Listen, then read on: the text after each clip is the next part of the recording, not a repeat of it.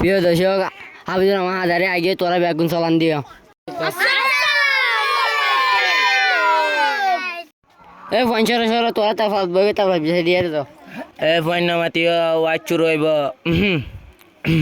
আল্লাহুম্মা সাল্লি আলা সয়্যদানা মাওলানা মুহাম্মদ। মরলে পাওয়া যায়, মরলে পাওয়া যায়, মরলে পাওয়া যায় না। ঠিক না বেটে?